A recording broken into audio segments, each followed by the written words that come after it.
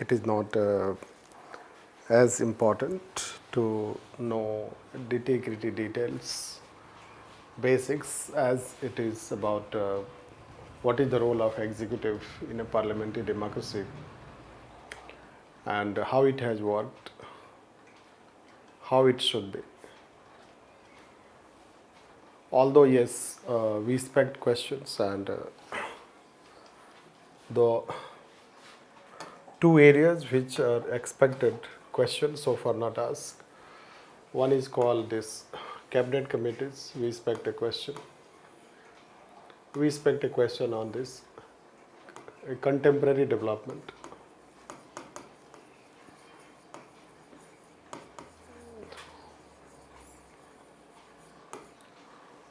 So On this we expect a question. Questions already have been asked related to be it strong executive, weak executive. Already questions have been asked, and questions have been asked like this. So the most recent question was this.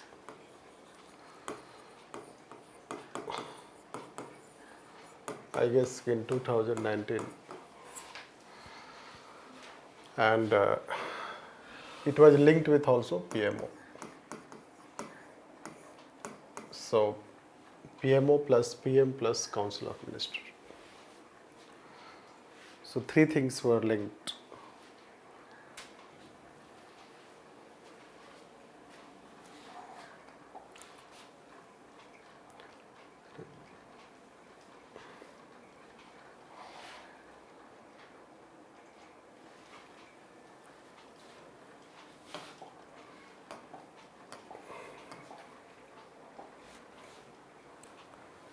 So let's write about real executive.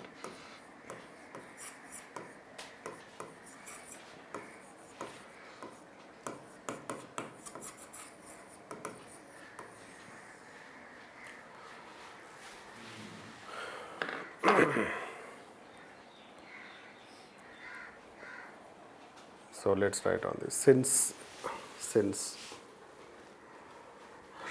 India has adopted Westminster model of parliamentary democracy,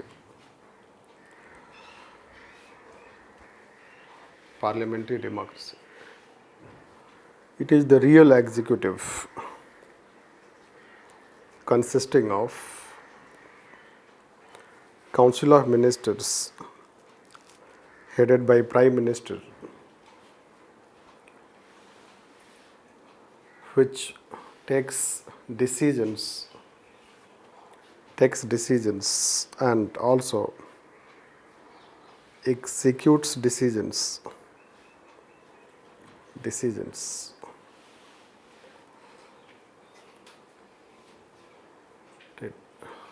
Although it is the parliament which is supposed to make law and the executive is supposed to execute law, but in actual practice, policy decisions are taken by the executive,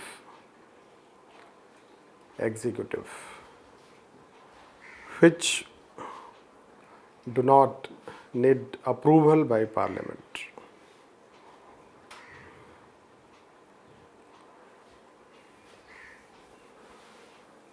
The executive works as a grand committee of Parliament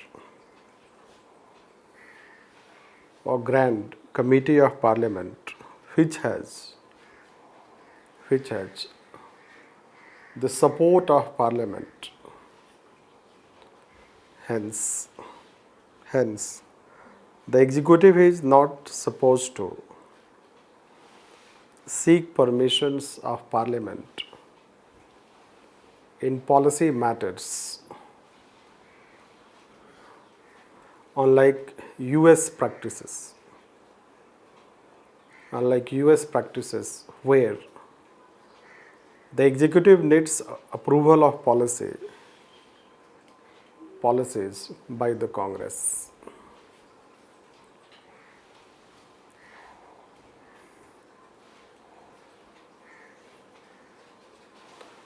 The term executive means execution of law. However, it does not mean that the executive does not take decisions. Rather, it is the executive which is considered Government of India responsible for governing the country, and hence it is the real head of the government, known as Prime Minister, who is considered the most important leader of the nation rather than the President of India.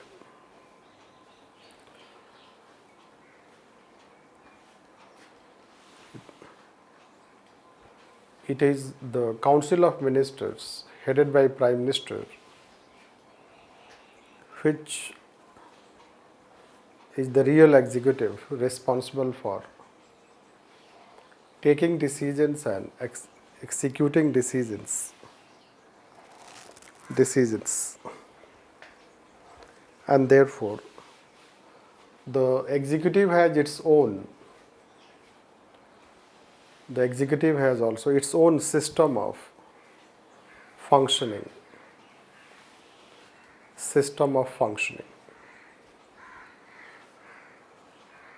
The Constitution has mentioned very less about Prime Minister and Council of Ministers.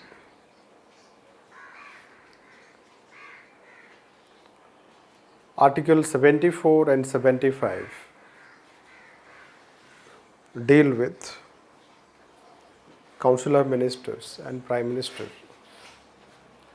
but the details how they should function, what are their powers, the organizational structure, etc., have not been provided in the Constitution.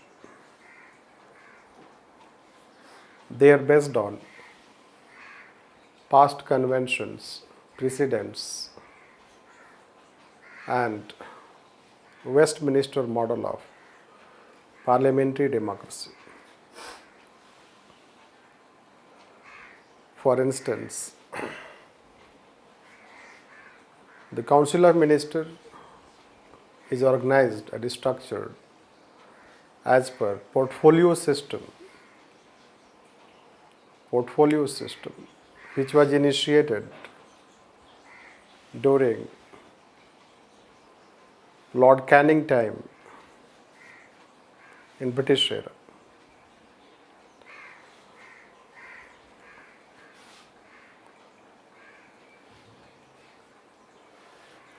Article 77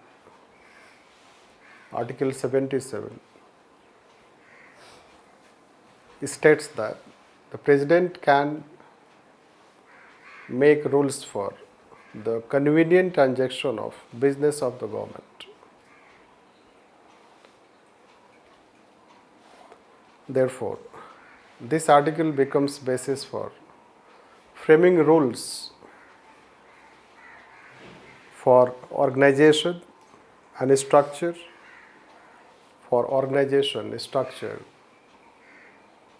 role and functions of ministry, departments, Council of Ministers, ministry, departments, Council of Ministers. Accordingly, there are two such rules,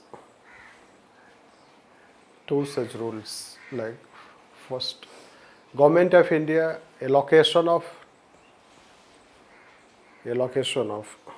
business rules, 1961.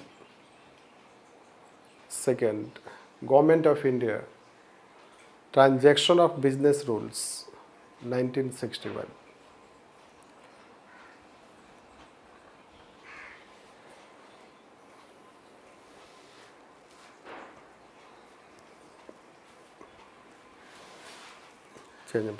In principle, ideally, the real executive should work. As per the conventions of parliamentary democracy and the provisions of the Constitution.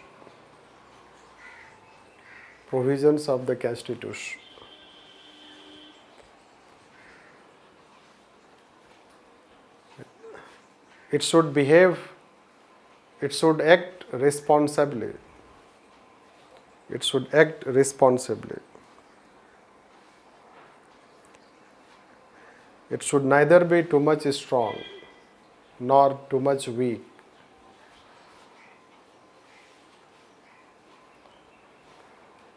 That is, it should not usurp powers of legislature and judiciary.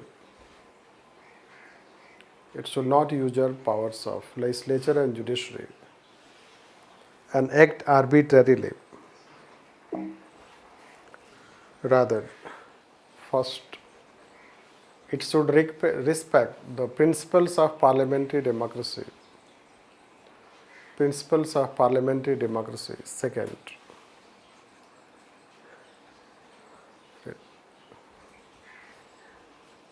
it should function in democratic manner. Democratic manner. Next, it should exercise powers responsibly. Responsibly.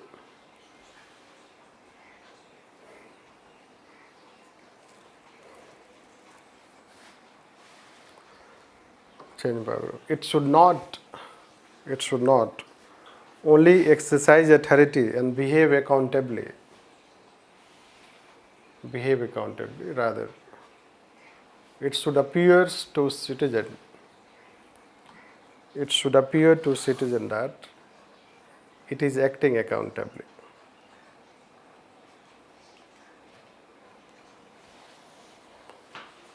Acting accountably. That there is a popular saying,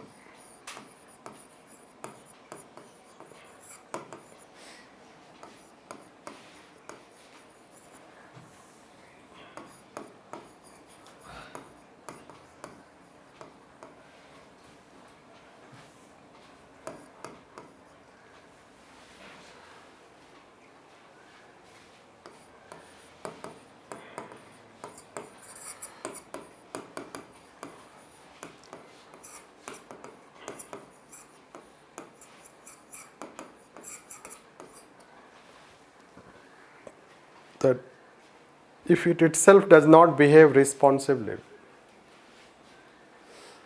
if it itself does not behave responsibly, other machineries cannot be expected. Other machineries cannot be expected to behave responsibly.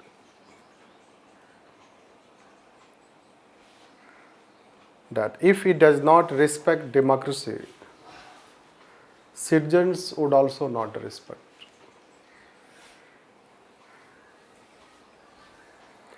And therefore, the real executive image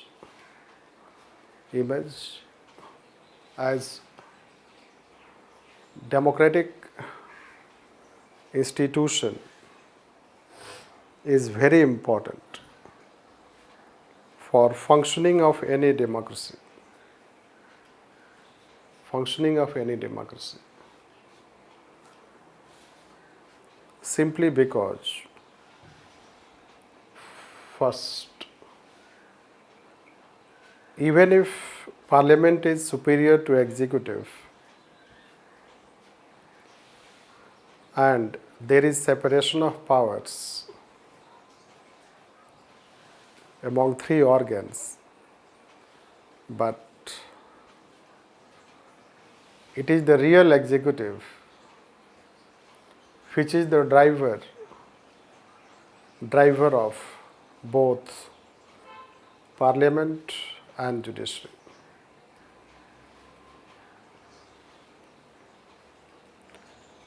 Their nature of functioning depends on what the executive wants. Like whether the executive wants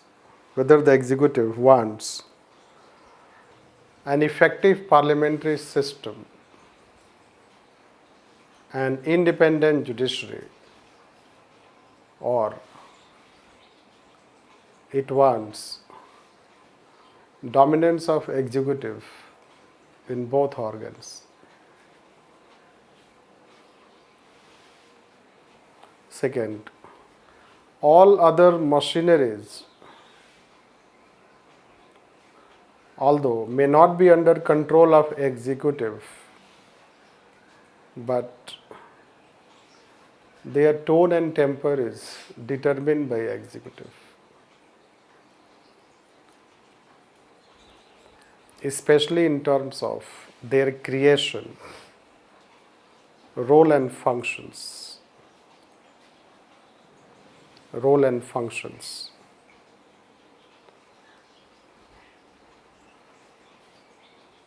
Next, it is the executive which has interface with people,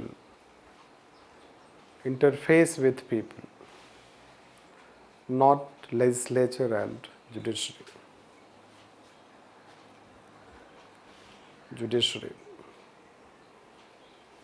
Therefore, even if it is a parliamentary democracy, even if India has a parliamentary system, but its character will be determined by nature of functioning of the executive. Nature of the functioning of the executive. So this is the ideal, let's say, that you should know about the real executive. So there is a popular saying, you know that, ki Yatha Raja Tatha Praja. So Yatha Raja Tatha Praja concept you may be knowing, and what Anil Ambani's son says, right? Anyhow, means so government ki dhajja udana. So you cannot avoid such view of people. इसलिए कि लोग बेवकूफ़ नहीं है, people public है, सब जानती है. So this kind of thing you should know that. Ideally, let's say that even if you think parliament, but nature of parliament will be determined by executive. Everything will route through executive. So this you have to keep your mind. So real executive. So let's say parliament. You should know that it is the executive which will determine its character, quality. Already we have taught parliament. More than half it is the executive. In Lok Sabha, the government has, let's say, 300 plus seats. Right. So 300 plus, it means other seats, let's say. So it has more than half seats. Similarly in, let's say, Rajya Sabha, but that's not the point. Let's say even as per Article 85, you should know that it is the executive which will bring session of parliament in our country. Recently it is in debate. It is the executive which decides to bring session of the parliament. So it is being said that no, it should be amended and the speaker should be empowered so that parliament can hold its own session itself rather than the executive. So what we are trying to say is that the executive means the government. The government will decide its functioning, how it has to function. And we have already told that how the committees, the bills, whether they should be discussed or not, they should be sent to committees or not, decided by ultimately the real executive. Similarly, you should know that judiciary. So you should know judiciary. So again, let's say even if separation of power, but judiciary cannot function itself, cannot empower itself, cannot solve its own problem itself. Ultimately, those problems should be solved by the executive. Like say there are appointments nowadays, news you can read. So 1 year to 5 year, pending a Bowser appointment. Right. Several appointments are pending for 1 to 5 years. So, and they are blaming each other. The judiciary is blaming executive is blaming this. Who will increase the sanction strength of judiciary? Executive. Who will bring the reforms? Executive. They cannot themselves, Parliament cannot bring legal reforms itself, Judiciary cannot bring. Again, let's say that executive is dependent on, means they are dependent on executive. Similarly, let's say machineries, if you take any machinery, even CAG. So you should know that CAG. So now CAG, even if it is accountable to Parliament, executive has no less control, but audit. Audit can be influenced by the government. So we have, let's say, CAG duties, power functions, conditions of services. So Act, so 1971, so it is brought by executive, and who will become CAG is determined by executive. Removal will be determined by Parliament, but who will become CAG? So that is going to be determined by government. So CAG का जब ये हालत होगा तो CBI तो वो case खेत की मूली है वैसे, राइट. वैसे तो आजकल लोग छत पे भी ग्रो कर रहे हैं, अलग बात. So the question is that this kind of system will know that. So what we are trying to say that don't think, that's why this should be in your mind that when there is a blame game, when there is, you are dealing any subject matter, all the machineries, regulatory bodies, we have already taught, other bodies, let's say related, including Election Commission of India. So all they are somehow influenced by the executive. Because their root is with executive, it is the executive which will provide machinery to Election Commission of India. Or whether VVPAT will be there or not. So, right, Election Commission cannot do itself. Even if it decides to do, but it needs funds. Right. And funds is not given. तो Supreme Court ने बोला कि दे दो यार, fund क्या है. Sorry to say that. मतलब वीवीपैट हर जगह नहीं आएगा, हो सकता है जज गवर्नमेंट में आपस में एक एग्रीमेंट हो, बट कहीं कहीं हम वीवीपैट लाएंगे. जबकि 2019 इलेक्शन में it should have been in entire constituency. This you should know that. इसलिए तो लोगों का सस्पिशन बढ़ता जा रहा है. EVM, new type of booth capturing. Anyhow, so what our point is that we are trying to say that executive, even if we have parliamentary democracy, and even if you know that executive is responsible for execution, but it influences every, let's say that it will influence everything in the country. Everything will be influenced by the government, because this is how the government, even their functioning, judicial functioning, machineries, all are going to be influenced. Hence, this is its nature and character. Its character is very important. That character should be responsible.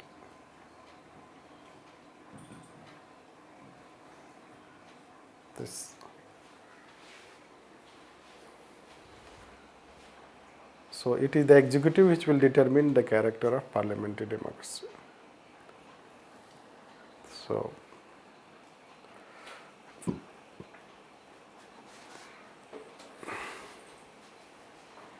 Andhra Pradesh, what you are saying, secretary or secretariat, what do you mean by SEC? State Election Commission, sir. State election. On election time, they are not released funds, sir. Yes. Deliberately. In fact, judiciary is not given fund deliberately. Are you aware? Judiciary is kept weak, police is kept weak. And similarly, health is also kept weak, education is also kept weak. Till recent time, things are changing. Why? Education and health weak, so people will remain illiterate, backward. So they will be more supporting Messiah type of culture, Robin Hood type of culture. And that's why, let's say, political benefits. So that's why they, let's say that it remains police. So it is weak, so it adds that it is in their advantage and judiciary also in their advantage. So largely, let's say that these institutions are kept weak and not today only, because as we say that we promise for in 1968 or 62 when first time education policy was announced. So that time, let's say we promise for 6% of GDP. So sorry, we will spend on education 6% of GDP. Do you know that? नहीं जानेंगे, इसलिए कि आप जो अभी prepare करने वाले हैं वो आप ही पढ़ेगा ना पहले. राइट, 68 तो वो बाद में जाएगा, 2-4 अटेम्प्ट में अगर नहीं होता है तो पढ़ना शुरू करेगा. Right, anyhow, so that is how the situation, let's say. 6% we are talking since 1968. Whether we have asked question why it is not or why you are not, let's say this and that. Anyhow, so let's take further next. That is how the executive. Let's see how executive works, etc. So we'll take one by one. The next talk about Prime Minister.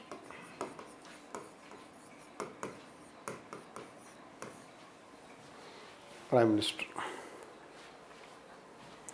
So let's write. Prime Minister is the real head of the government. Real head of the government.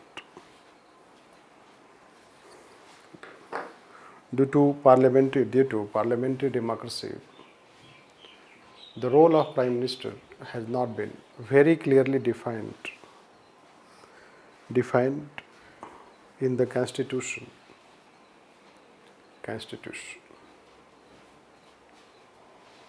Even Prime Minister, how he becomes Prime Minister has not also been mentioned. They are based on parliamentary conventions.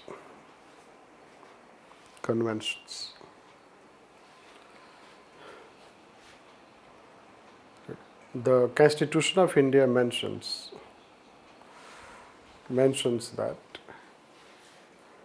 any citizen can become Prime Minister,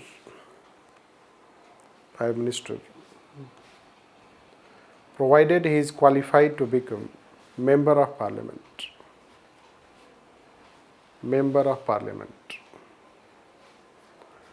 That is of either house. Within 6 months of appointment of Prime Minister.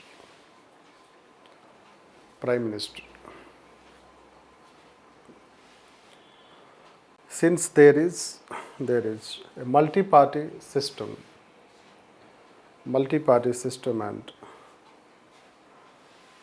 popular government concept, elections are held every 5 years.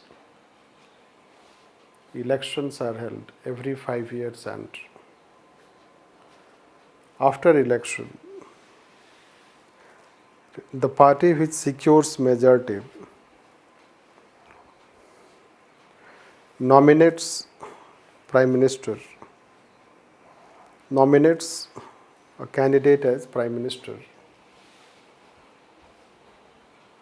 or even a coalition of parties in case of lack of clear majority. And then the President appoints Prime Minister.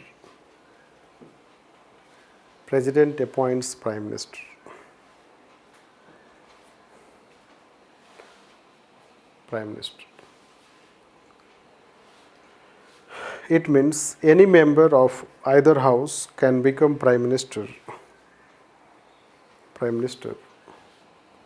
or any citizen can become Prime Minister without being member of either house for 6 months. That credit goes to Chaudhary Charan Singh. He became Prime Minister without being member of either house.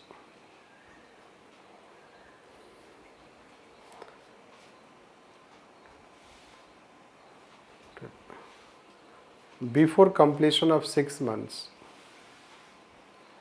he lost confidence. He lost confidence of Lok Sabha.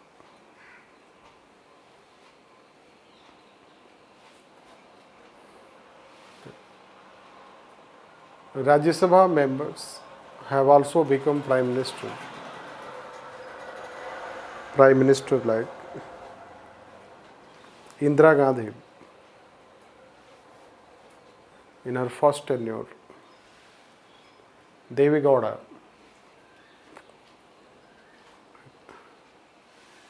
Manmohan Singh became Prime Minister for 2 terms, being member of Rajya Sabha,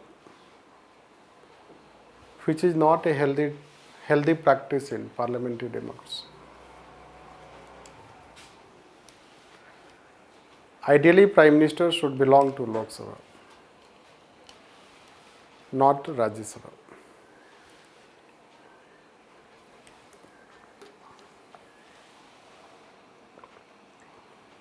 Not Rajya Sabha. Because Lok Sabha is the popular house and Prime Minister should have popular support, popular mandate. In case of UK, it is mentioned that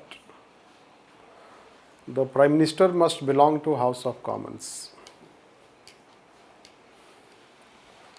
The Prime Minister must belong to House of Commons.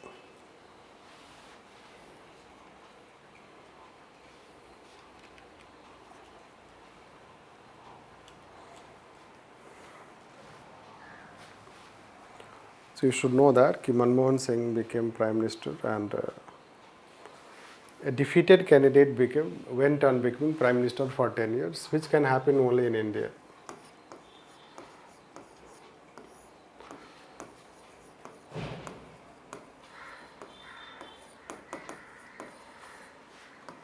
So he lost election from South Delhi.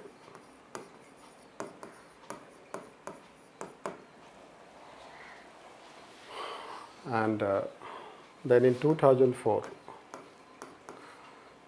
became Prime PM as a Rajya Sabha member.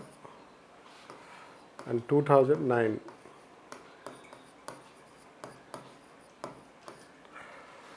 means he is not even confident enough that in 2009 fight election.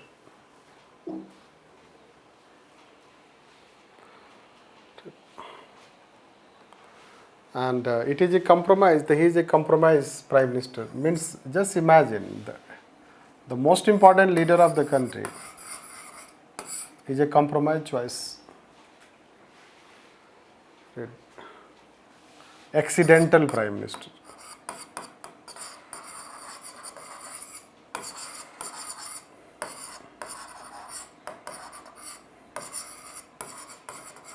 Sanjay Baru wrote a book on this. तो accidental prime minister हो सकता है 1 term, 2 term नहीं हो सकता है. Anyhow, so these are all laughable things in beauty of Indian democracy, which is biggest democracy. Youngest population led by oldest people. Anyhow, so can we have a prime minister of 45 years of age?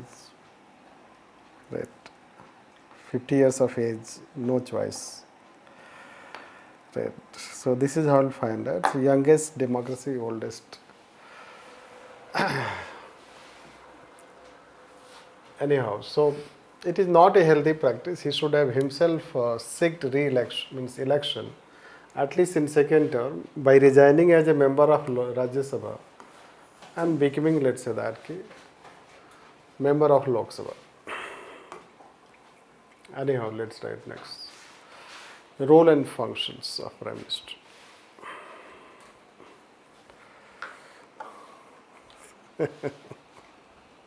Rahul Gandhi.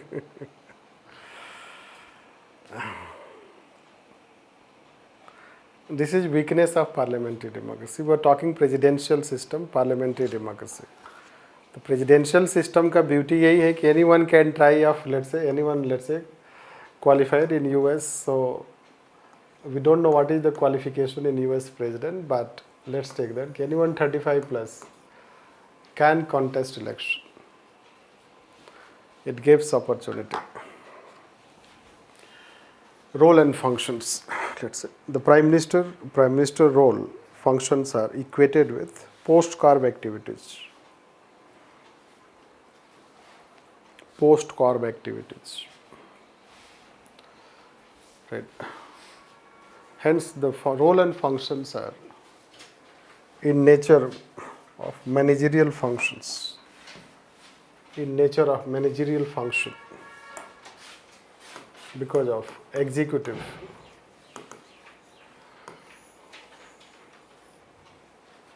Right. Because of executive, which is considered as managerial type of designation. Managerial type of institution.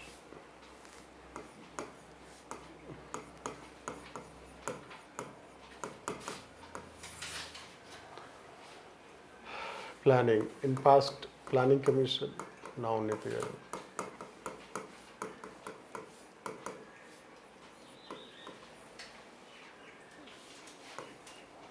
Organizing.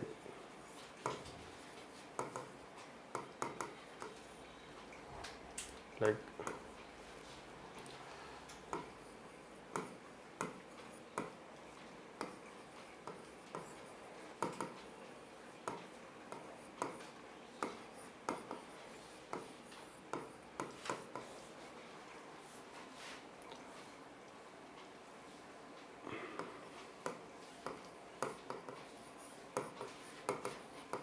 staffing.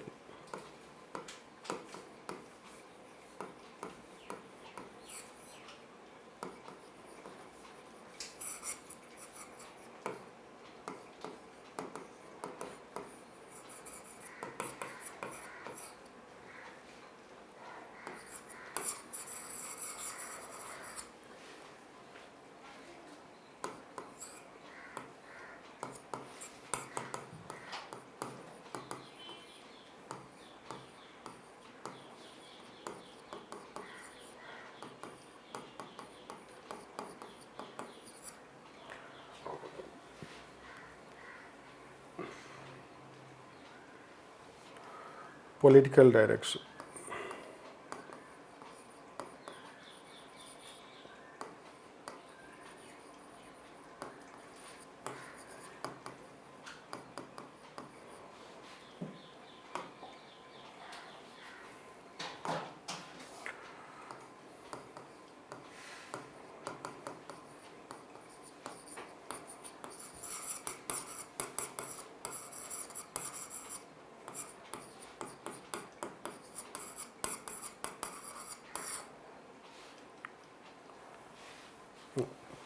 This is most recent statement by Prime Minister.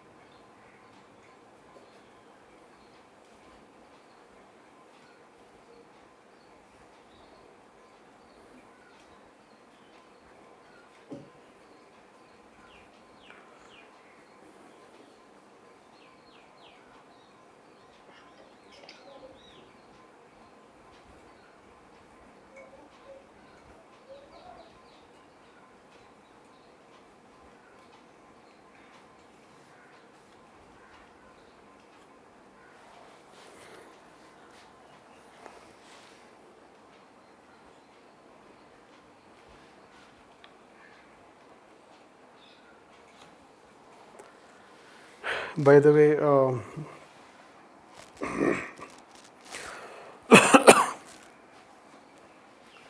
we today we do not have the program of Nupur because she has got fever. Tomorrow we have scheduled 1:30. But tomorrow your class will be from 11 o'clock. So let's see that. She has got what we say typhoid. So if she is well, so we'll have. Otherwise, so we'll have when she goes to. She has come Delhi. But after their first spell of training has been finished, they have gone home and then they will go back to their training center after. They have to report by Monday. So if it is not possible, so we will have from Labasna.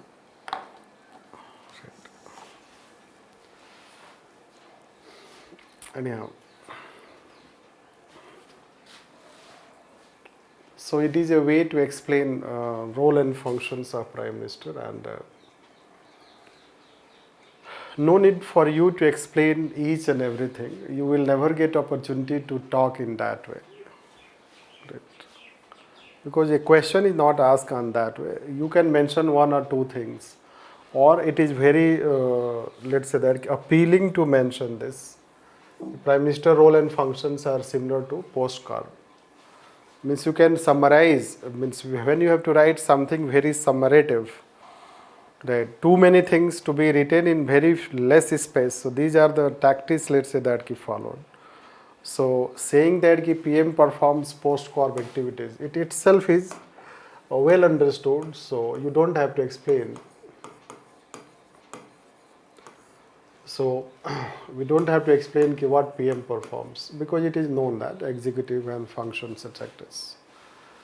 Still it is not able to tell explicitly that what exactly his role and functions are. Still we explain in our way, means ki our own parliamentary democracy way. This is a more universal, generic way to tell the role and functions of any Prime Minister in any country. But yes, we have explained in our context those things. So let's try.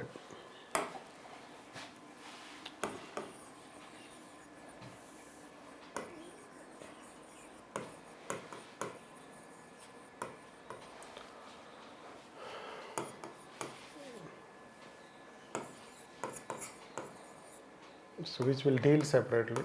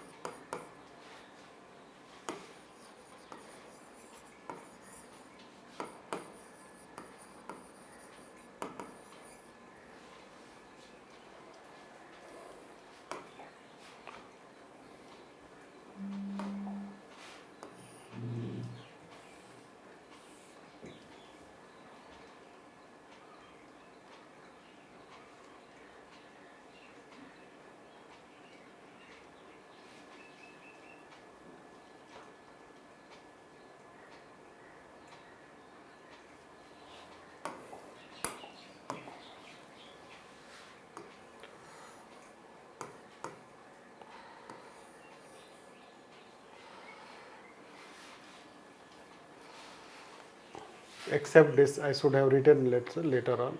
Let's here you can write.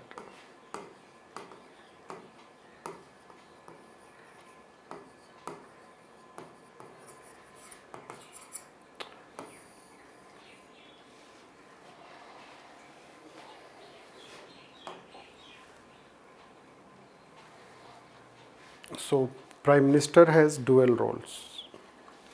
One as the role of as the head of the government.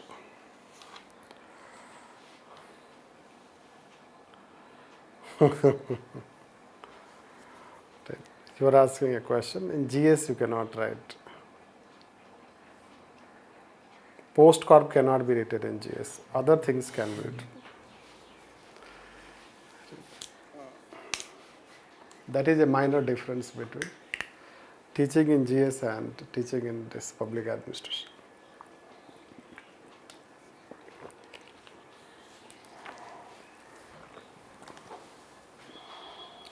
So,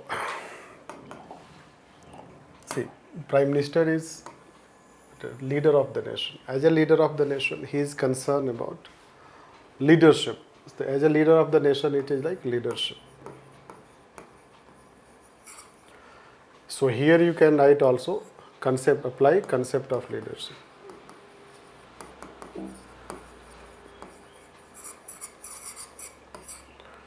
So we have concept of leadership, you know that. Bernard Taki or transactional, transformational.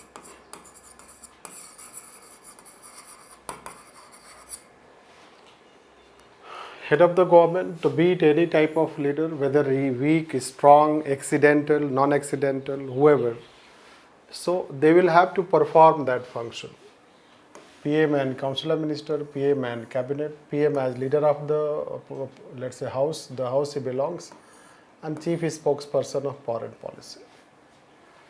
So anyone who is Prime Minister, head of the government, so that per function. But these, let's say, there were two functions, means the two functions would be influenced by quality of leadership. In fact, they are also influenced by quality of leadership. Right? Still, let's say that Prime Minister as a leader, you know that the Prime Minister as a leader has influence, because the main aspect of leader was, we were talking influence, act of influence. So main characteristics of leader is called act of influence.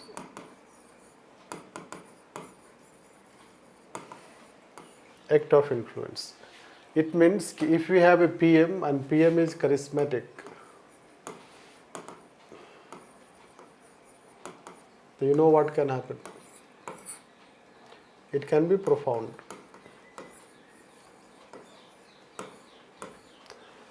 So Prime Minister can have profound influence on people, and he can have followers. So Prime Minister has certain million of followers on his account, means social media. The Prime Minister can bring, let's say that, so people also feel motivated by leadership of a Prime Minister. Means subject, people. If we have good, let's say that, leadership of Prime Minister, the people can also feel happy. They can feel motivated. They can feel happy, they can feel motivated, they can feel confident.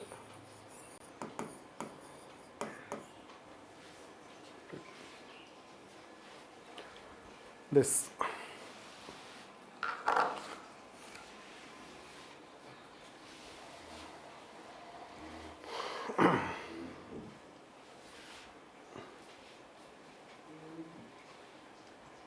So let's try that. The role and functions of Prime Minister. Role and functions of Prime Minister are very exhaustive. Since he or she is the most important leader of the country.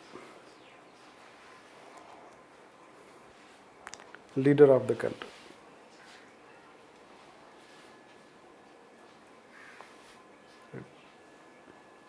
He performs dual functions. He performs dual function, one as head of the government and the other as leader of the nation. Leader of the nation. As a leader of the nation, he should be compassionate, approachable, active and should show concerns with the problems of the people.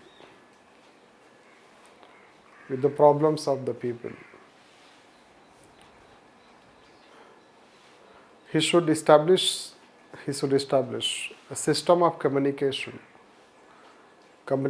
with people in such a way that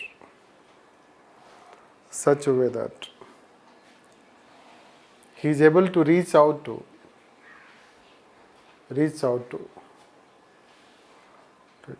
different sections of society, and he has a feel factor.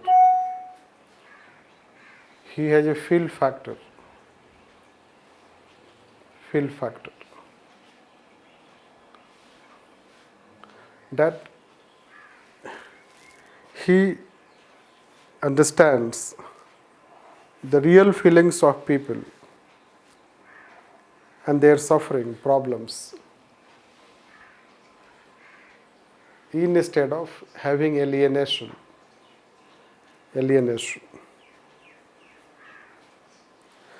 Even Chester Barnard, in his concept of functions of executive,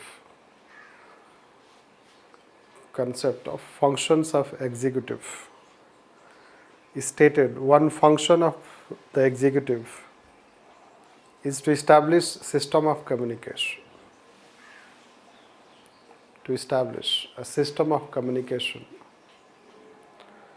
And the leader should lead from front.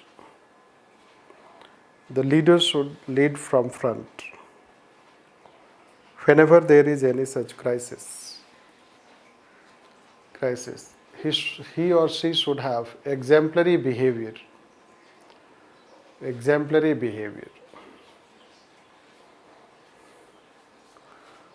To some extent, it can be found that in COVID situation,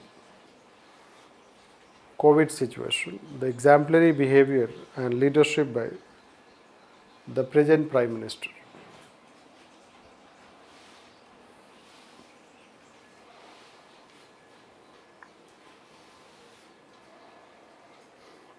Therefore, the stature and personality and stature of Prime Minister matters most. That the quality of leadership,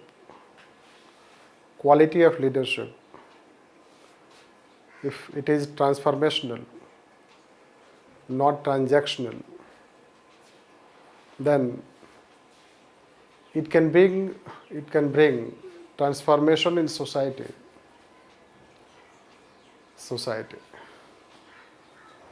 The society can live forward. And can experience huge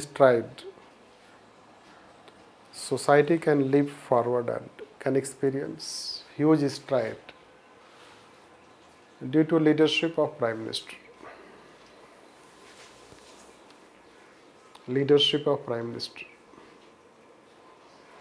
Hence, Prime Minister should be visionary.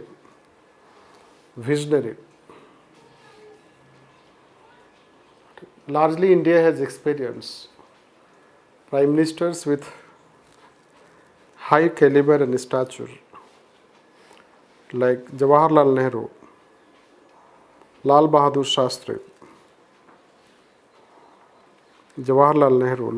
Shastri, Indira Gandhi, Rajiv Gandhi, Atal Bihari Vajpayee, Manmohan Singh, and present Prime Minister. present Prime Minister. For instance, when India faced drought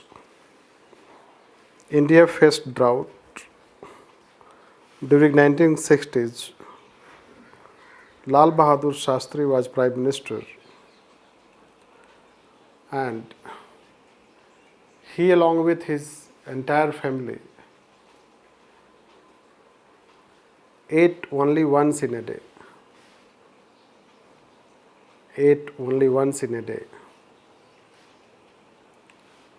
To show concerns with people suffering due to drought.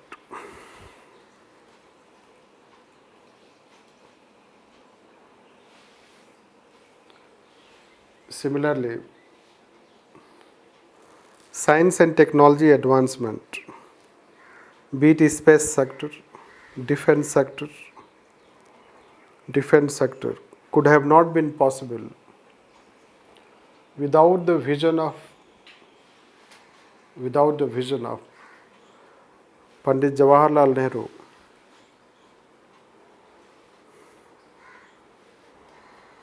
India experienced a decisive victory in 1971 war, and again it could have not been possible without decisive leader of the then Prime Minister.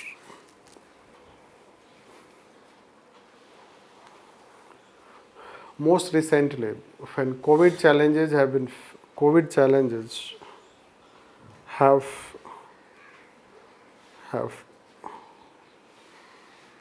questioned the capability of the state,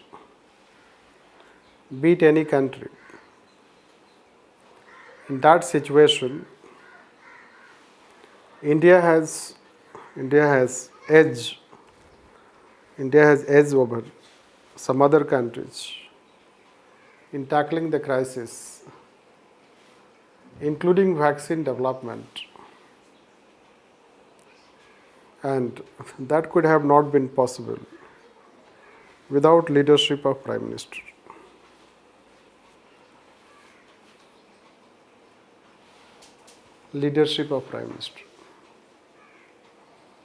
Therefore, Prime Minister is not merely head of government,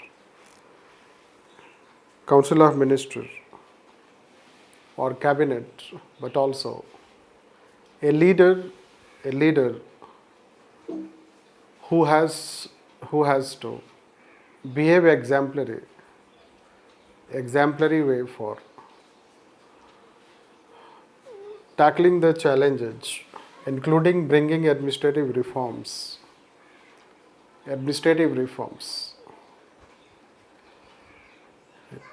It is the duty of Prime Minister to take up administrative reforms so that the administration remains efficient and effective. That's why when a Prime Minister comes to power, there is a renewed enthusiasm for administrative reforms.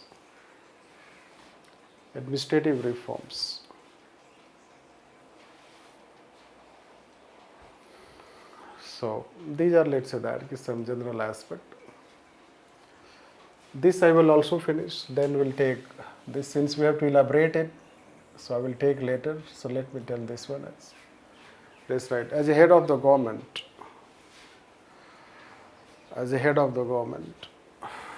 Prime Minister is considered leader of the house he belongs. Hence, it is the duty of Prime Minister to ensure, first, Parliament functions effectively.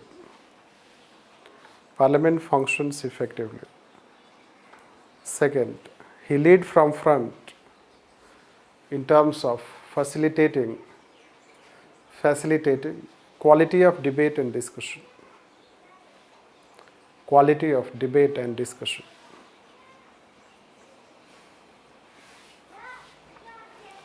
Discussion.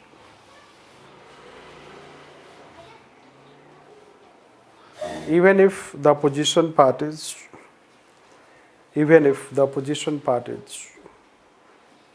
have unruly behavior,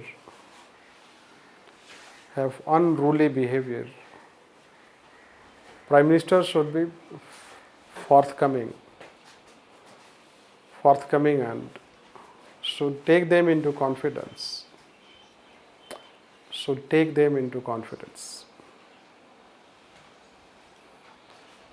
His personality and presence in the house has influence on functioning of the house. Therefore, let's say, so you should know this, because many people do not know in principle. Problem is that we don't know in principle what should be the role of this and that, etc. So blaming opposition parties for not functioning of parliament is not, let's say, that a right criticism. Opposition can be criticized, but ruling side has even more important responsibility. It is the ruling side which should be forthcoming, rather than, let's say, that opposition party. Anyhow, let's take next, foreign policy. He is the chief spokesperson of foreign policy.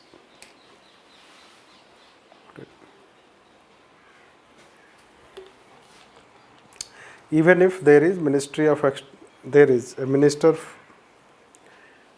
for external affairs, but India has a legacy of foreign policy being guided by Prime Minister since Nehru time. And hence he is considered chief spokesperson. He also directly represents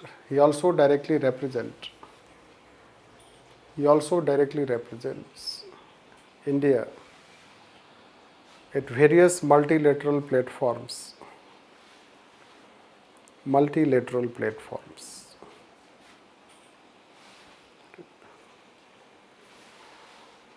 So no more than that is needed to tell. Now let's take Prime Minister and Council of Ministers.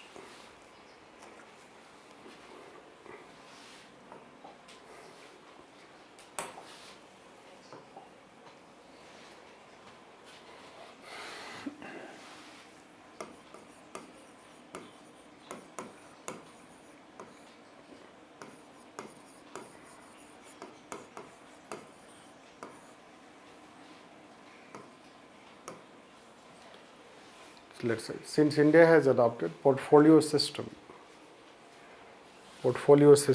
therefore Council of Ministers is organized and structured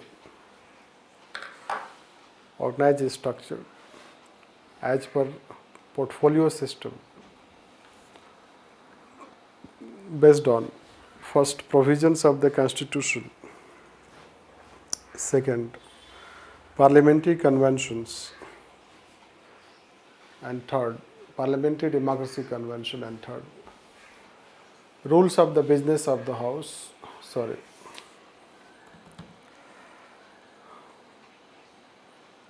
Government of India, allocation of business rules, and Government of India, transaction of business rules, 1961.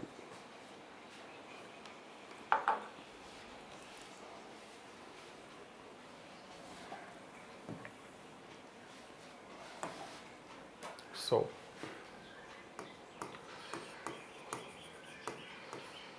it finds its mentioning in Article 74, 75. But still they will not give you exact how it is constituted and what are, let's say, that hierarchy, etc. Basically, Council of Ministers, it consists of ministers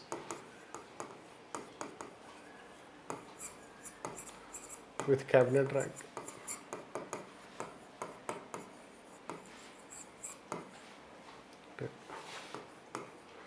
Union ministers.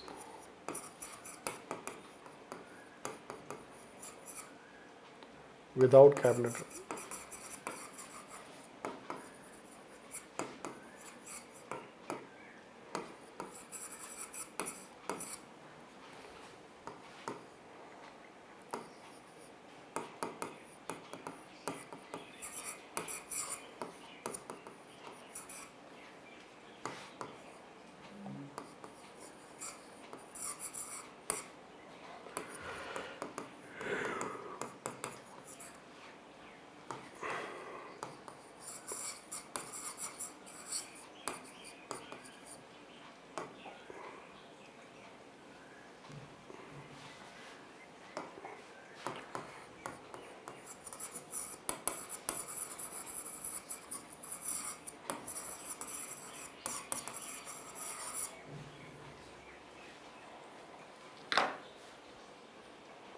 Parliamentary secretary.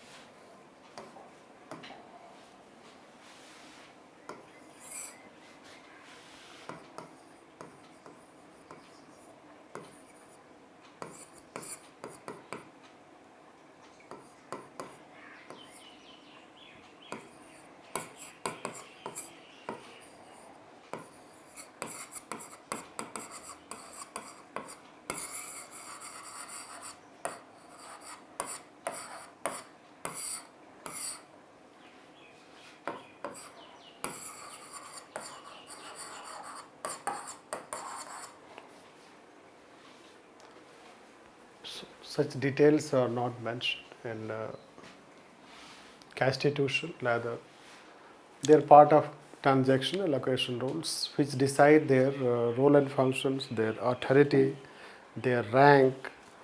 So, rank, let's say that given the rank with cabinet rank, it is not mentioned in the constitution. Right.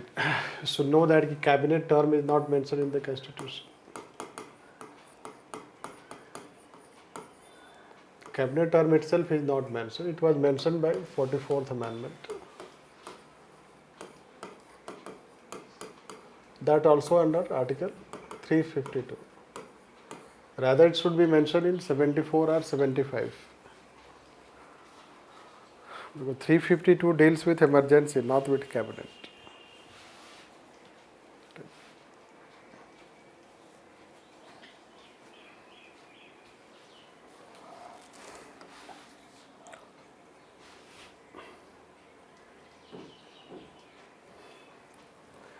It means, let's say we have PM at highest level, then we have cabinet. The cabinet means the cabinet minister, cabinet, then COM, ministers. The hierarchy, let's say that. City, the hierarchy.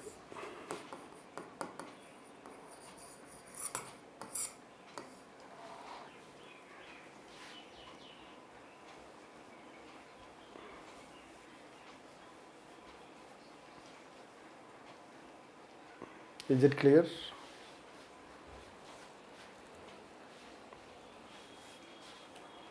So let's take next. Now, COM.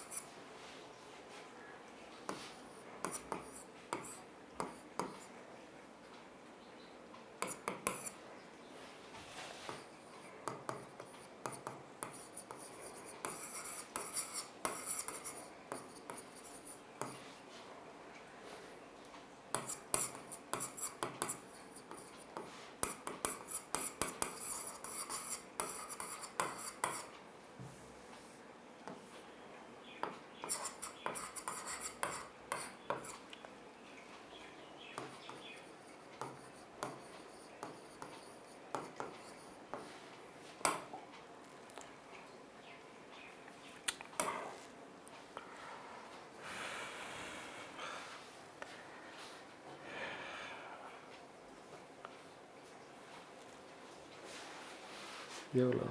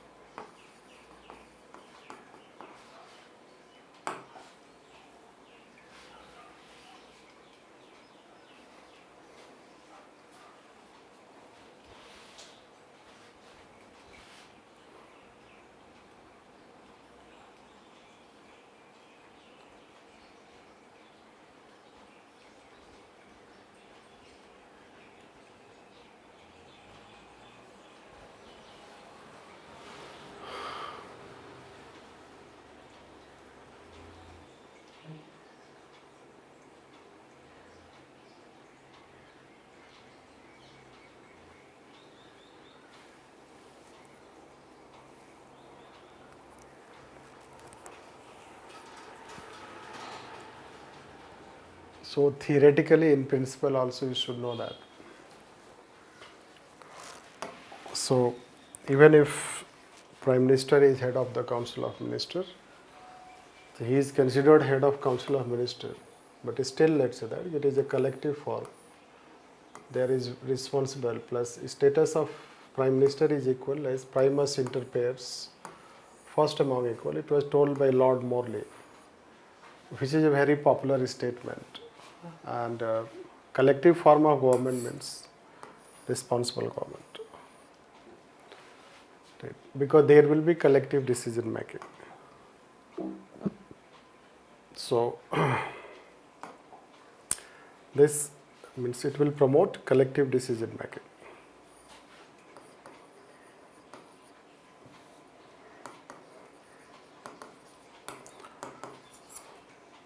And collective decision making means responsible system means it will avoid, eliminate dominance of one person.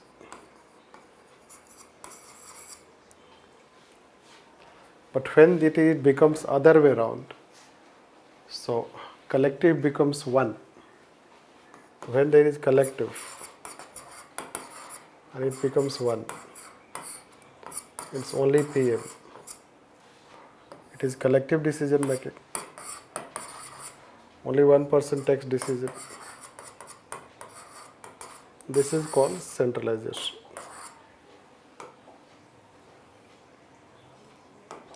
It becomes centralization. It becomes democratic.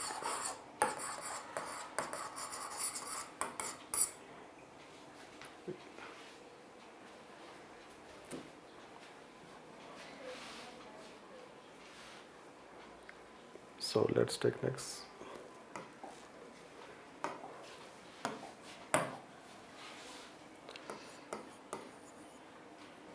It's portfolio allocation.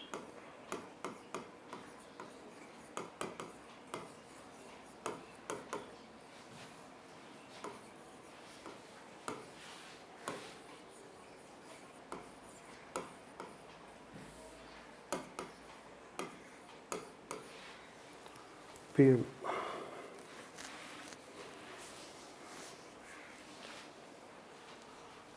So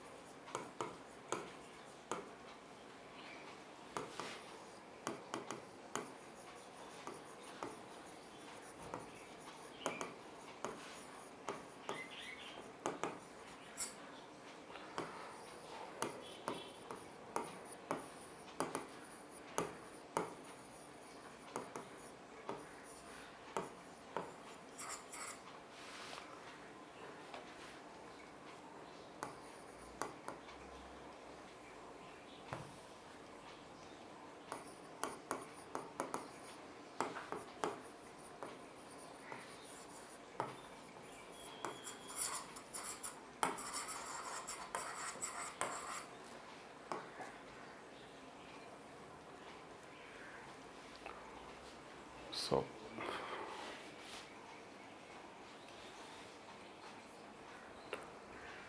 you should know that council or minister is a sample size.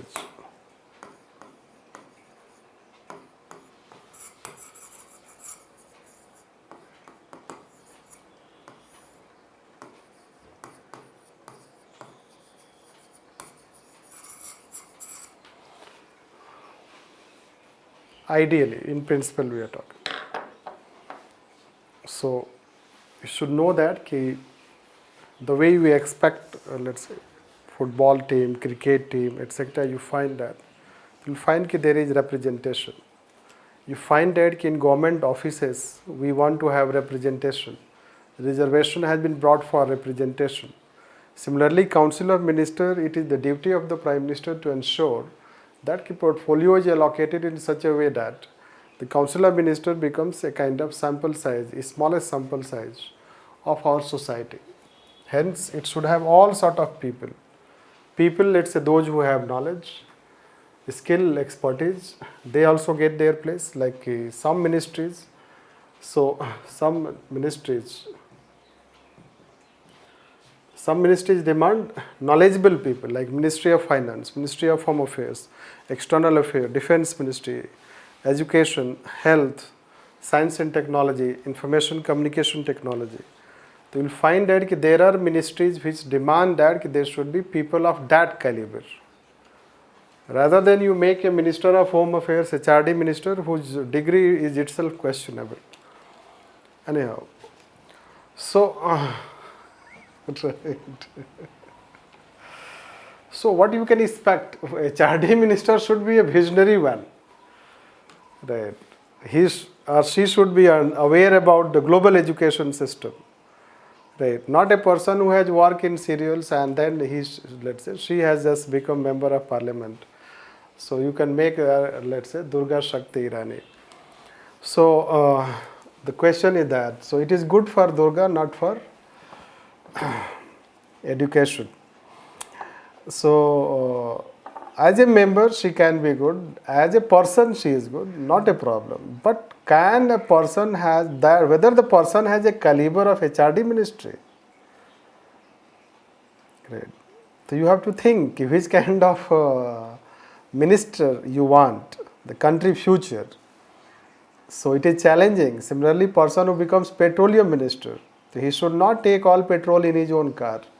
The question is that he should have, let's say, that understanding of the petroleum sector, right? और हमारा अभी तक वही हाल है, 80% ही dependent थे पहले भी और अभी भी, राइट? गवर्नमेंट ने बहुत सारे मेजर्स लिए हैं appreciable, but still our situation is the same. We also studied 20%, you may be also studying 20%. Right. So what has changed in last, let's say that 20 years, although we are trying to diversify thanks to renewable energy and others, rather than the alternatives that we were trying to find for petroleums in our country. Anyhow, that's not the point. Still minister, so minister, not Ramvilas Paswan, although he may be educated person, you make a person who understands steel composition, isn't it? कि उसमें क्या क्या होता है, steel का मतलब क्या है, स्टीलिंग होता है या स्टील जो होता है, और उधर से दोनों में डिफरेंस क्या है. So you need to have a minister like that. Similarly, health, nowadays you have the doctor as a health minister. So that is how you need to find composition, finance minister. So it should not be politically motivated. You need to have skilled, means knowledgeable people. Within the government, there are knowledgeable people. So you need to have those people as led. But there are some ministries which do not need knowledgeable people, but they can be representatives. Like women and let's say that. So what Ministry of Women and Child Development, that can be considered. Northeast Affairs, Ministry of Northeast Affairs, Minority Affairs. So we create some other ministries or deputy ministers, so that can be. So that is how you can have representative. Plus you need to have, yes, women. You need to bring also women in ministry. You need to bring people from Northeast. Right. We need to maintain the balance between North and South. So this aspect. You need to maintain balance, let's say, minorities.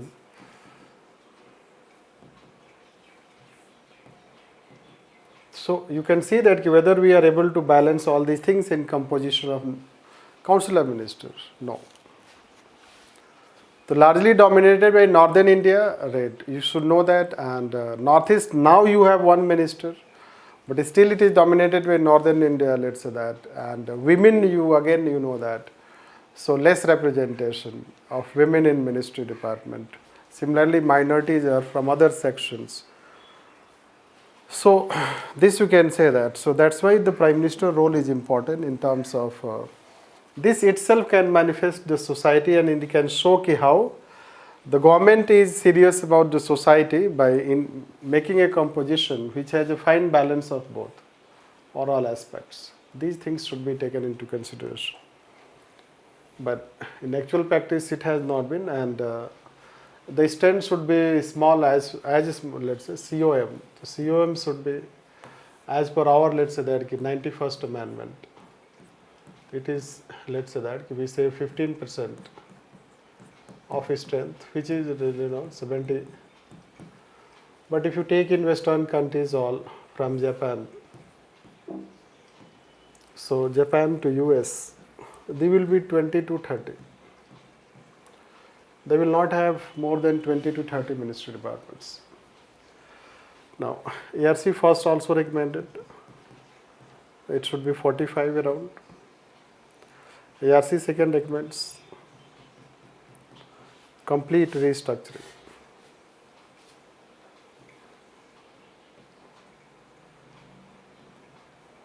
It recommends for complete restructuring, redefining ministry and roles, and following those subsidiarity. Since already government has 91st Amendment Act, so it has not exactly mentioned the composition like 45 ministers or council of minister members should be 45. ARC first mentioned, but we have not reached to that level. We still remain 70. There was a time that it went to, even it went to 105. Accommodation. It has become more of accommodation rather than maintaining a fine balance. So accommodation is, let's say that, not a good practice. It will go against the spirit of this portfolio allocation. Right. And 70 is when government has the philosophy of M2G2.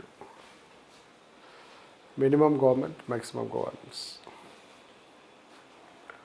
This is one aspect of Council of Ministers, portfolio allocation. That's creation.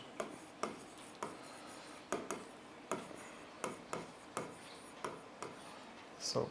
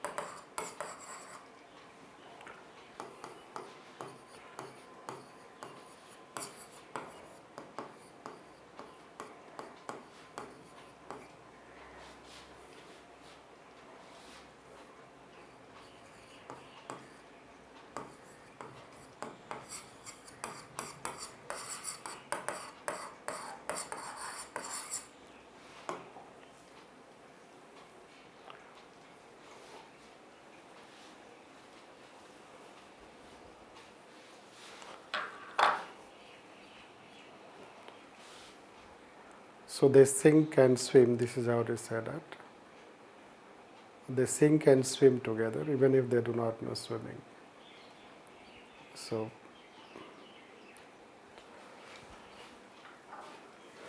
Prime Minister is creator, sustainer, destroyer of government. Prime Minister is Brahma, Vishnu, Mahesh. So you should know that he is a very powerful person. वैसे आजकल वैसे ही लगते हैं Prime Minister. Right. So let's write it. Therefore, even if Prime Minister is considered first among equals, even if Prime Minister is considered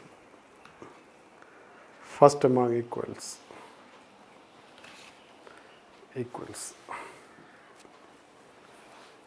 because you know that कि beard has lots of adaptability,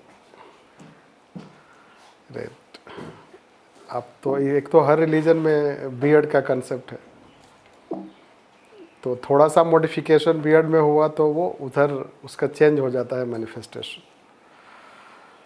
तो परसों शायद गुरु तेग बहादुर का था anniversary, तो PM ने थोड़ा सा एडेप्टेबिलिटी वैसे ही किया था. Right. So this is how it is. Anyhow, so let's write. So even if Prime Minister is first among equals, but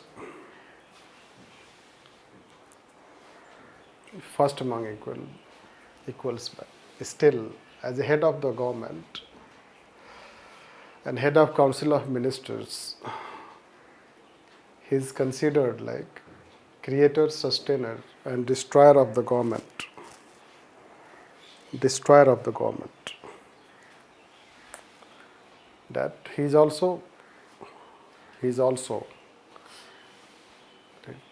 more than equal by virtue of being Prime Minister. By virtue of being Prime Minister. Although it depends on her personality that even if such powers have been given to Prime Minister,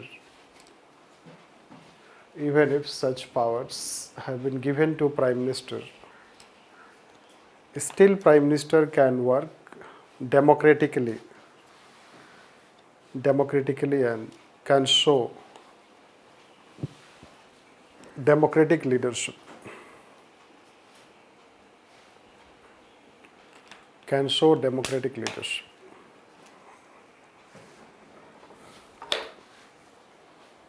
So this is related to Council of Ministers.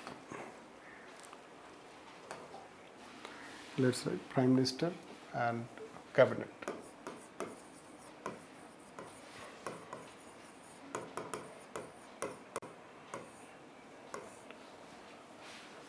Prime Minister and Cabinet. Since Council of Ministers is very big, therefore in actual practice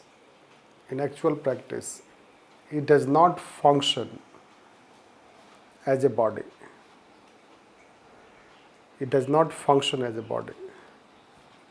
That it does not take decision.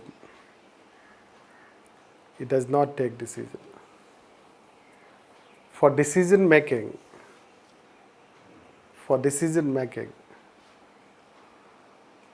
and discussion deliberations by the government.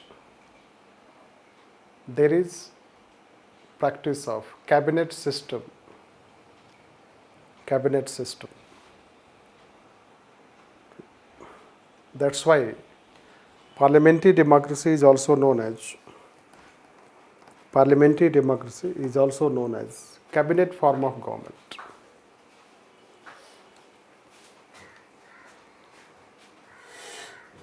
Cabinet form of government.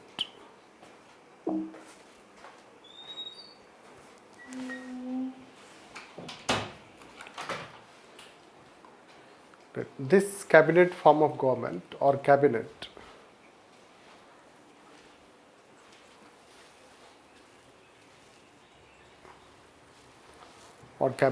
is purely based on conventions. Not only in India but also in UK and US. Not only in India but also in UK and US.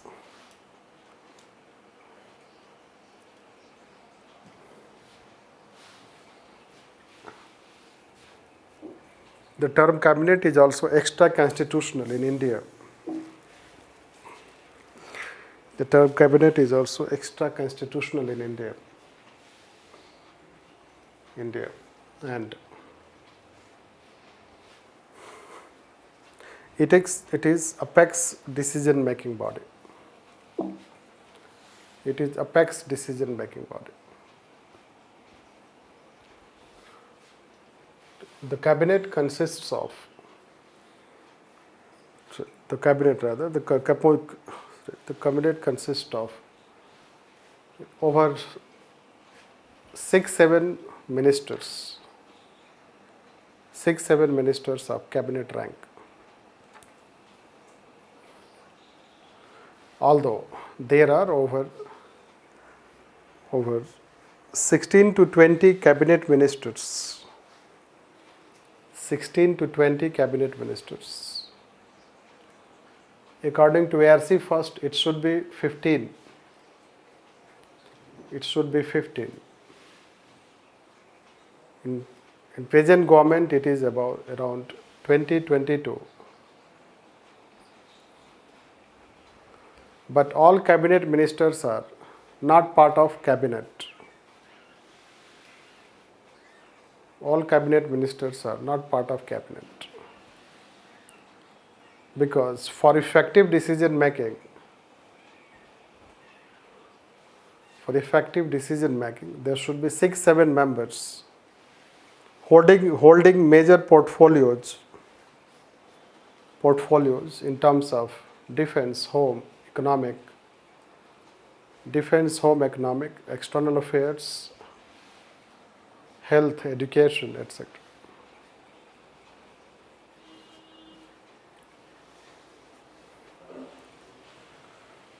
The cabinet is the apex decision-making body of the government. That is, it is the real executive which takes decision of the government.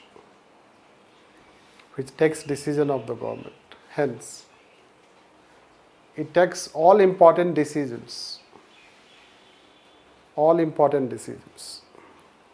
That first, all major policies. Second, bills. All major policies. Second, bills. Third, budget. Next, invoking of President's rule. Next, any other major decision, change the paragraph, are taken by cabinet.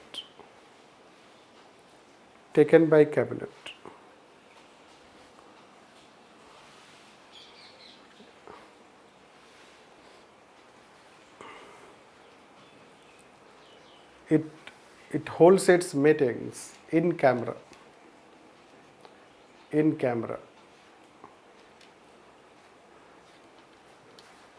And it takes decisions collectively.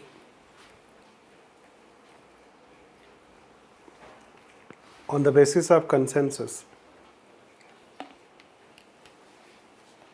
if there are differences, there can be voting. There can be voting, and Prime Minister also has equal votes. It is due to this technicality. Prime Minister is considered first among equal. Prime Minister is considered first among equal.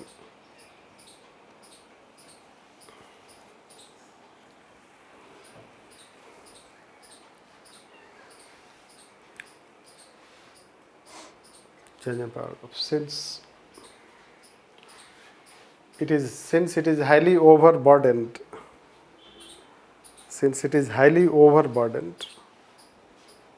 and it deals with all important decisions.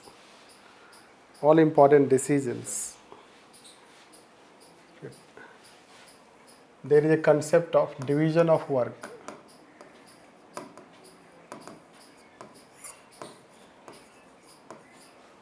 There is concept of division of work and think tank assistance.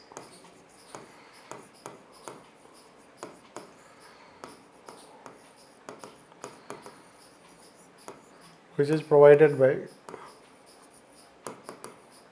Cabinet Secretary.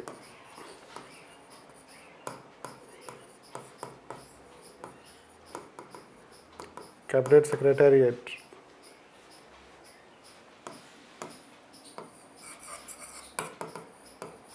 Cabinet committees.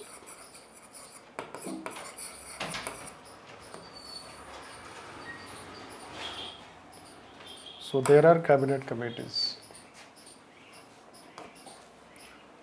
Right.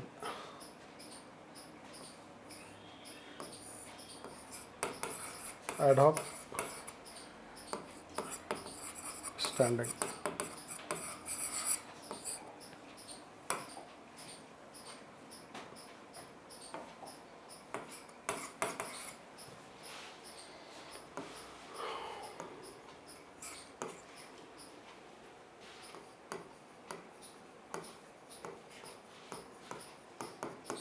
Permanent.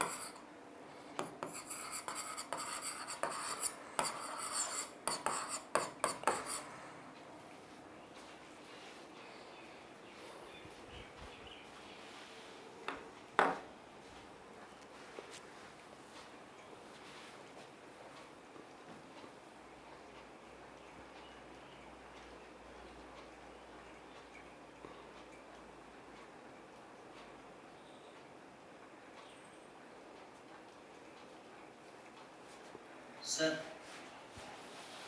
is Ministry of State comes under cabinet committees? No. Sir, as cabinet has a lot of work, then they divide the work to Minister of State.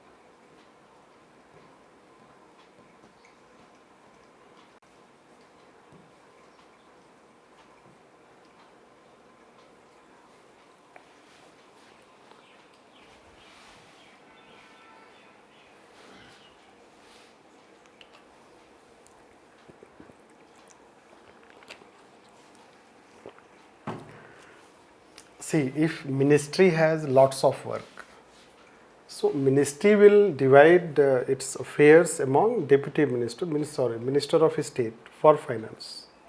In case of, as of now, practice in Ministry of Finance. Similarly, in home affairs, so you have a deputy minister. Similarly, in case of minister of state, similarly you have personnel. Prime Minister holds the portfolio, but we'll find that Ministry of State personnel. So similarly, Ministry of External Affairs. So you should know that as of now you do not have, but when there was UPA government, so Shashi Tharoor was Minister of State in External Affairs Ministry. So ministry has more work, so it will not go to, it has nothing to do with cabinet. Right. When cabinet has more work, so cabinet has more work, the more work means ki it will have to divide into different committees. This. So cabinet functions through committees. And there are several committees, let's say at least four important committees that we have. It is appointment committee of cabinet, and cabinet committee on economic affairs, cabinet committee on security, cabinet committee on parliamentary affairs. So they are all headed by Prime Minister. This is how the system. Plus they get assistance from them. There is a separate secretariat also to help cabinet committees. So this way you have the structure. So I guess it is clear. No. Is it clear? Not clear. Yes, sir. Cabinet.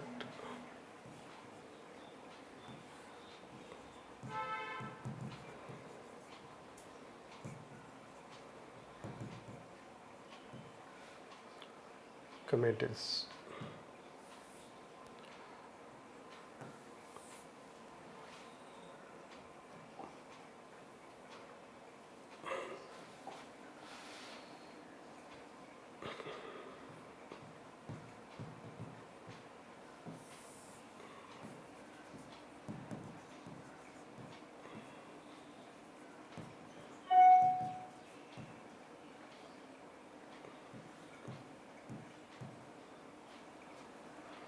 It gives assistance. Above that, PM. Now it is headed by Cabinet Secretary.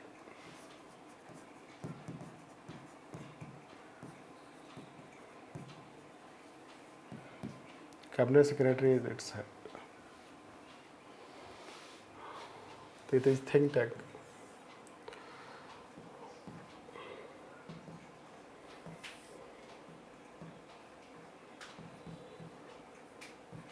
Which will deal after dealing political executive. This will deal separately when we'll take permanent executive. So it helps to cabinet also, it helps to Prime Minister in capacity of PM being head of cabinet. So both are in a way assisted by Cabinet Secretary.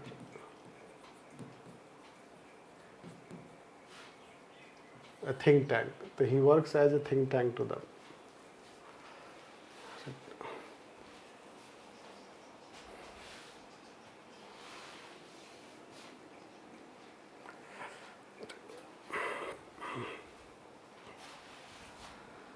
Let's write it. Although cabinet committees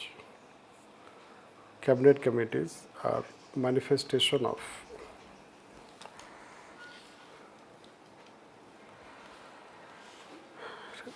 division of work, specialization, and also division of powers.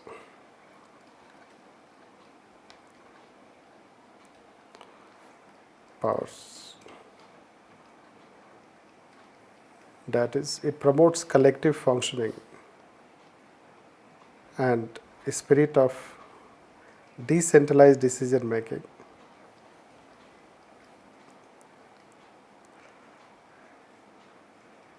rather than centralized decision making.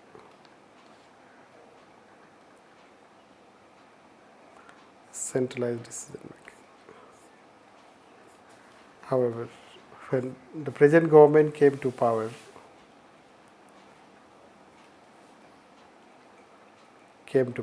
in 2019, it reconstituted cabinet committees.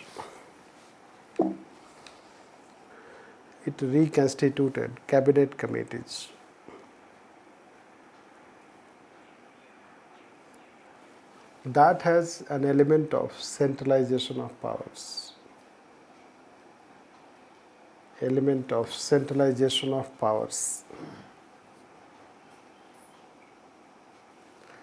That interestingly,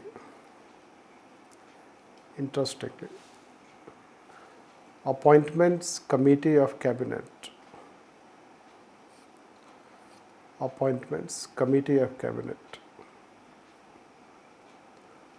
mentions in its composition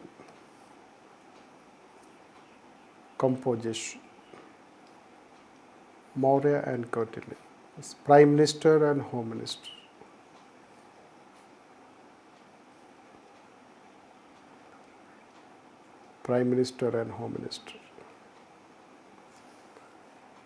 Which is also amusing, not only interesting but also amusing, because a committee having only 2 members is a farce in itself.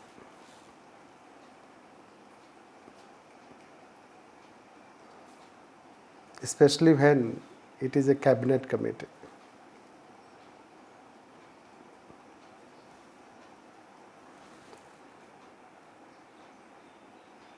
And hence it is centralization of powers.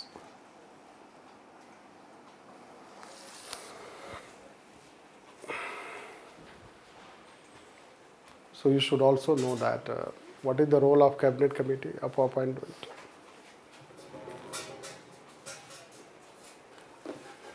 What it does.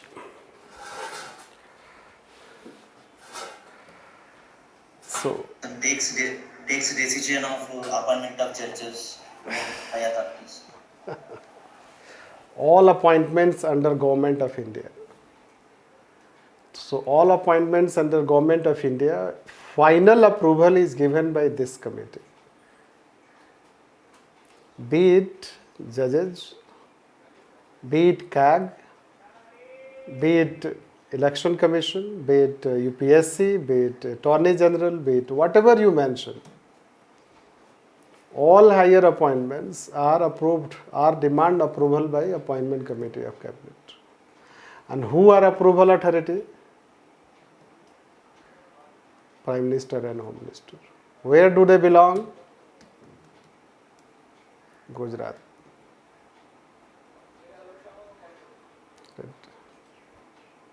Look, 2 persons from Gujarat are appointing all persons throughout the country. Anyhow, that's not the point. तो ये 2 गुजरात के हैं और मतलब 2 लोग गुजरात के हैं, बाकी के 2 भी गुजरात के हैं। जो हम 2 हमारे 2 का कंसेप्ट है, इसके आगे रहने दो। So the question will find that basically वो फैमिली प्लानिंग का कंसेप्ट का हम 2 हमारे 2, इसके आगे रहने दो। बट ये अब so the question anyhow the question is that it is high level of centralization, and composition does not mention ki who is the chairman and who is the member. It mentions only prime minister and home minister, right? So it is mockery of composition, let's say that. You need to have other cabinet ministers, because 2 persons cannot decide all appointments. It is a high level of centralization. But who will speak against all these things? Right. That's why we say that there is a allegation. Allegation what? It is a fact that except 2 ministers, all other ministers are very weak ministers. They can only execute what they say. Right. This. Anyhow, although they have been empowered, so that's why. So because of this, we expected a question. So in 2019, let's say that. So when it was done, we expected a question on cabinet committee, and we have been expecting a question on cabinet committee. Not necessarily that UPSC will mention the centralizing trend. Rather, it can simply ask a question on cabinet committee. Right. So let's write further on this. The cabinet committees also get secretarial assistance. Secretarial assistance from cabinet secretariat and cabinet secretary. The present government has also constituted 2 more cabinet committees.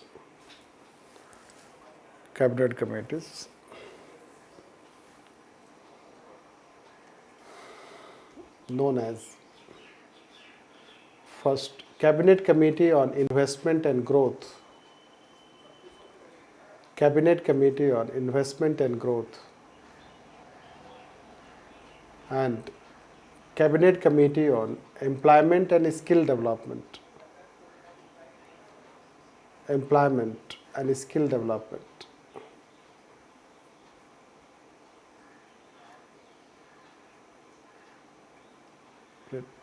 Hence, therefore, there are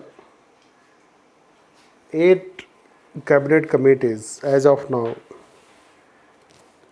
including Cabinet Committee on Accommodation. Cabinet Committee on Accommodation.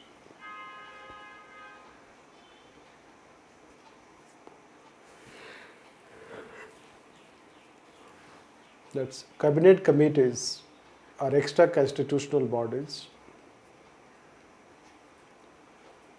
created under the business rules of the government. Business rules of the government. And hence they have recognition of parliamentary convention. Recognition of parliamentary convention. Parliamentary convention. Change in paragraph. Even if there are cabinet committees,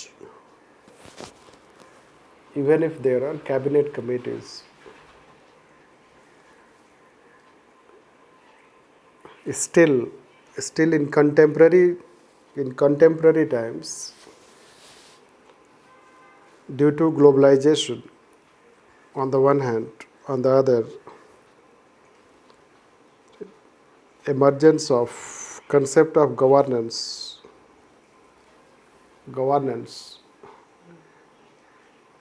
network governance, need has been felt for. Need has been felt for greater interministerial convergence, greater interministerial convergence, cooperation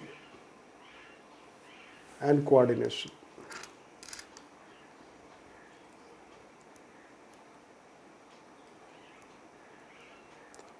And therefore, a new development has been experienced.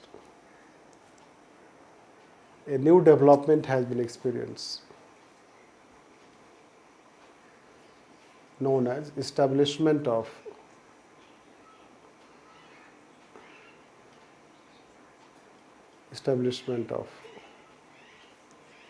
group of ministers and empowered group of ministers.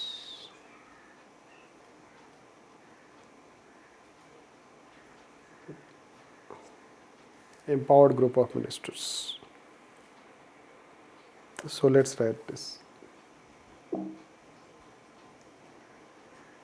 Group of ministers and empowered group of ministers.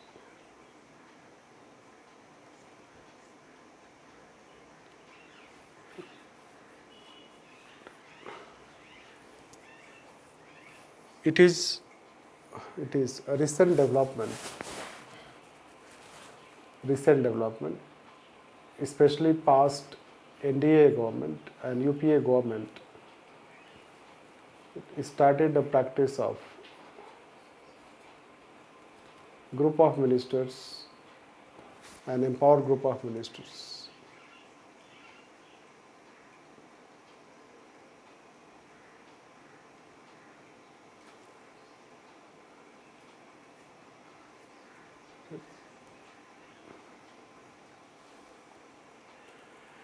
Let's write creation. They are created under business rules of the government.